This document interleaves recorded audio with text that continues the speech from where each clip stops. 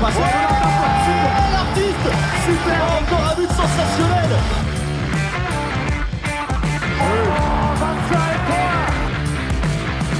That's a brilliant bit of follow-up play by Mahe. Oh my goodness me, what a shot. Sagosen setter det hen! Han setter den! De i semifinale igjen! The EHF Euros are in full flight, and we've got a man on the ground. Chris O'Reilly has been there in Debrecen, watching the games, commentating, and seeing what every team is up to. How are you doing, Chris? It's Alex. How you doing, Alex? I'm good. Yeah, it's flying along. That really felt like a radio handover. Yeah, it's like Alex Keller speaking. Chris O'Reilly, respond, please. It is, Alex. I hear you loud and clear. All good here in Debrecen. 2014 Euro has faced its first tests. And I'd like to get into that a little bit as well. There's been some fun results, some less fun results, but pretty much everything you'd expect from a Euro so far.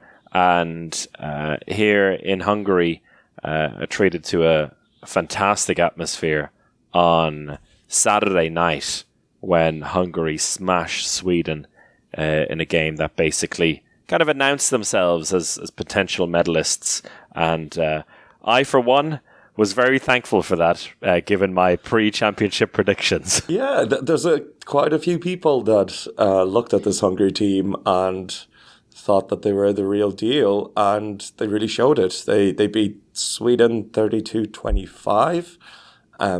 Comprehensive win. Really took control from the start and continued to dominate a Sweden team that I was a little bit down on, but are still generally a medal contender. So really impressive.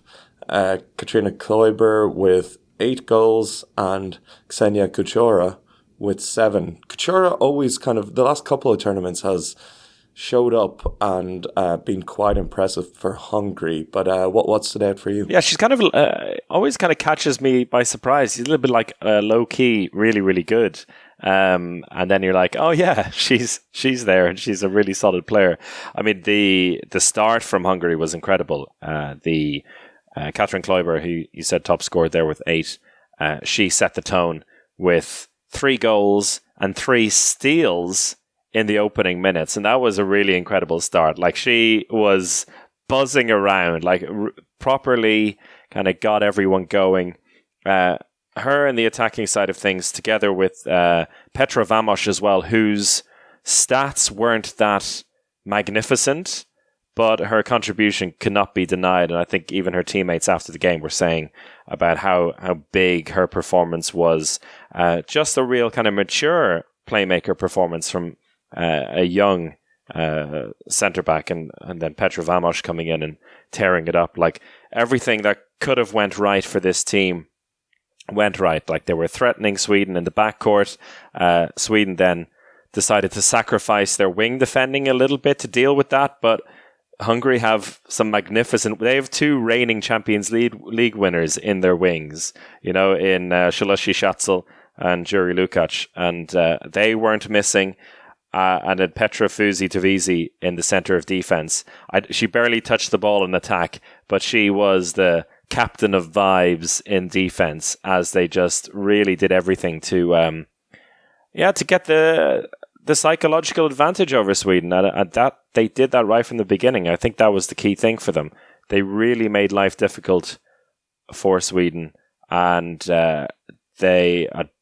not to say that they gave up at any point, Sweden, but they started making kind of risky decisions. They were starting to make more and more mistakes. The kind of classic thing, once you go down a few goals, you kind of compound those mistakes with more mistakes, and that's what we saw in that game. Your superstar, Yamina Roberts, with just 2 goals from 2 shots. What did you see? Well, she didn't shoot for 45 minutes, and then once she began shooting, she scored a couple of goals easy. That was interesting. I mean, she was raking up the assists, but just had, I don't know, not no interest in shooting, but she was covered fairly well. But still, like she showed that when she wanted to, she could force her way through. I don't know. It feels like maybe it was kind of the tactical approach from the team to create things more with the line, and she combined with Lynn Blom really well on the line. But I think just it didn't work at either end for them. They had Emma Lindqvist in the number 2 position in defense, and she was torn apart time and time again. Like everything was happening on the other side of the court to Roberts, both in attack and defense. So I think her influence there was negated quite well by Hungary. They picked their battles really well, and I think in a game like this, it didn't go well for Sweden, but the focus has to be on how well Hungary did and how mature their performance was after what was a really nervy opening game for them against Turkey. And we hopefully will have a chance to speak to their goalkeeper in the coming days, Sophie Zemere, who was brilliant as well. I'd love to get a word with her. So that's coming up in a future podcast. All good news from the Hungarian side of things. Full house as well, about 6,000 people in the arena for that game, and they're moving on up to the main round. Talk to me about the general atmosphere in the Euro so far. You said full house in Hungary. I watched the Switzerland-Denmark game, and that was also close to a full house. Really, really impressive turnout. I haven't caught too many games from Austria, but it seems like there's the tournament's going well so far. Yeah, I think Austria is maybe the weakest of the three so far in terms of crowds. Maybe that will step up after we record this, and Austria have their do or die game with Slovenia, in which I think they have a chance in, to be honest. But Switzerland, I think, is really really impressed in their group, also because they've got the Faroe Islands fans. So that atmosphere for the Faroe Islands Croatia game, in which we're kind of burying the lead here, because once again, at a debut Euro, Faroe Islands win a drawn game. Except they actually should have won that game against Croatia. They hit the post, I think, 5 times in the last 10 minutes and had a couple of penalties missed. But with huge travelling support from the Faroes and the Swiss fans coming out in their droves. We worried about travelling teams. And I think it is fair to say that travelling fans are not so strong in Switzerland, except for the Faroe Islands fans. But the Swiss coming out to support their girls, and the way that group is going, they could well be in the main round as well. Here in Hungary, really good. I think the Hungarian fans have come out strong. And in the other group, in Group B, it's, I'd say, half full with Romanian fans who've come over the border. So the atmosphere is actually really good for both groups there, which is all you can ask for in a championship like this. So the Romanian fans have come out strong, even though their team is not, not the recognizable team of old. The fans still coming out to give what they can. And so overall, I'm pleasantly surprised. Yeah, for sure. And you mentioned Austria, do or die game. It's going to be tough for them. Talk about Sweden. Turkey is going to be a bit of a do or die game. Turkey have looked pretty good, despite their drop point against North Macedonia. But Turkey are quite a solid team. So there's a lot at stake going into this last group game, which is exciting. It's good to have actual jeopardy so early in a championship, and I think that is the benefit of this 24-team tournament. And the lower teams have stepped it up. We talked about who's going to really impress, or do they have a level to bring against the higher teams? Some haven't, but I've been impressed with obviously Faroe Islands. Switzerland have been really good. They really put it up against Denmark. Portugal have been really good, but they're basically out, unfortunately. So it has been fun. And Faroe Islands 17, Croatia 17 is just a wonderful terrible but fantastic scoreline. Yeah, it was what a game to watch. That was no goal in the last 5 minutes. There, both teams had their chance to win it. Honestly, Faroe Islands, I think, on the whole, deserve to win it. Croatia will feel very, very lucky and also a little bit shocked. I mean, need I remind us, it was only 4 years ago that they picked up a bronze, this nation, at the Euro. And so to draw against Faroe Islands is not what they had in mind. And now they've got that do or die game against Switzerland.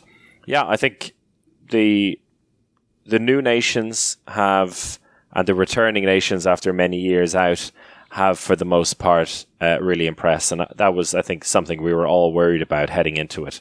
No matter how kind of confident you are in the ability of these teams coming into a Euro, facing off against big nations, you are going to be worried. And I think like North Macedonia, for example, that like they were a little bit of a soft touch against Sweden. Slovakia have been battered in both of their games, so it's not perfect by any means. Ukraine as well against Germany, but let's say that level above them, the teams that wouldn't be usually in the 16, I think have done really well. And I'd like to speak more about them and one team in particular. But maybe we should go into our interview before we do that. Yeah, I was going to mention, talking about the big teams and who's impressed. And I think we talk about big teams, and Montenegro don't always come to mind immediately. But Montenegro have been so consistent for so long at the top of the women's handball game that, they should be counted in that top bracket with the likes of the Scandinavian teams and France a lot. And you had a chance to talk with Djurdjina Jaukovic, who is back from another devastating injury, but somehow kind of regains her power once again in time for a major championship. She's been the absolute leader for Montenegro, who have 2 wins from 2. She's got 15 goals from 21 shots, has been the absolute leader. So let's hear what she's had to say about the start of the tournament. Congratulations. That was a roller coaster of a game. It's only a couple of minutes ago, but how do you describe what happened out there? We really expect a tough game. We know that Romania, it's also a great team with also young players, and all of them, they are playing in good clubs, and they have also games every day, every week 2 games, and then for them it's a lot of experience. And it was like a tough game. We start so good, and we were down like with energy and everything, but what was the most important, that we had a focus during all the game. It's normal that we had some mistakes. I think that also we were in some moments tired because we lose a lot of energy in defense, and then we had some stupid mistakes in attack. But at the end, I'm really satisfied with this game. I think that it was also good defense, and what is the most important, that we won at the end, and that it's really a long tournament, a lot of games, and that we really need to have a good recovery and to rest for the next game. Take me back to the first half, midway through. You mentioned it there that you went on a bad run. I think they scored 7 goals in a row. But on the court, everyone seemed very positive still. There was a lot of, clapping, high-fiving, saying, like, keep going, keep going. A lot of self-belief, I guess, that it will be okay. Yeah, I think that that's also our character, that we always need to support each other. As I said in some interviews before, we are a small country, and if we don't do this, and if we don't have this in our fire in our eyes, and to show trust to everybody in the team, then we can't make nothing. And during all the game, I was also saying to girls to be calm, that this is our court, this is where we enjoy, that we just should enjoy and play our game. And I really, from the first minutes, I believe that we could win this game, and at the end I am so happy. And also I want to say congrats to Romania, because they were all the time, we had maybe 4 or 5 goals, but every time they come back, we couldn't do this because they are a good team. We couldn't go on more, and then to try to calculate at the end. All the time it was a really intense game. A very different game today than 2 days ago, and what was noticeable is that the entire squad, everyone who was on court, was really contributing, and that's not always something that Montenegro have had. You've in the past maybe relied on 4 or 5 of you to do everything, but here it feels like a real team effort. Yeah, like for us, every player in the team is important. Every player have some, how to say, like duty, some things to do on the court. Also, I want to say that I'm happy about Djurdjina Jaukovic. She is the youngest in the team. She get her chance and she use it, and this is what we need. We put like young players in the fire, but she showed us that she deserves to be here, and I'm really happy and proud of her.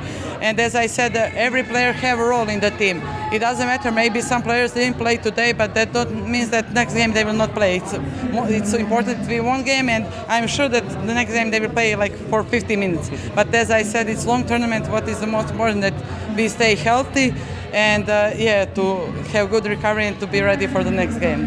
2 wins out of 2 in this, what everyone was saying is like the group of death, and nothing to choose between the 4 teams, but a perfect start. Of course, nothing is decided. It goes into the last game, but could you have imagined it would have been such a good start? 2 wins out of 2?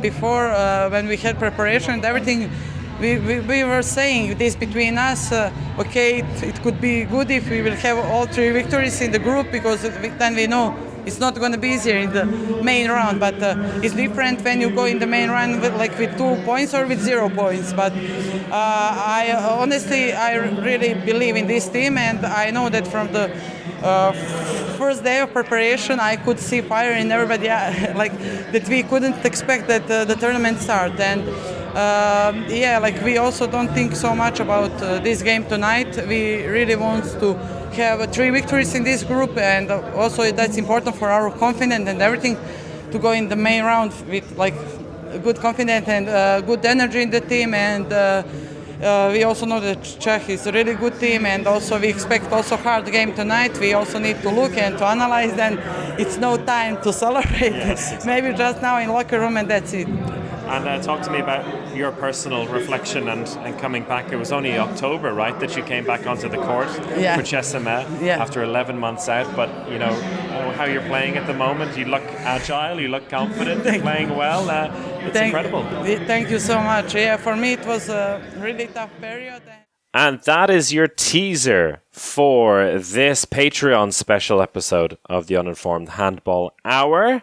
If you want to listen to the rest of the chat with Djurdjina and the rest of this show, plus all of the other Patreon exclusive episodes throughout the Women's EHF Euro 2024, join us on patreon.com/handball hour.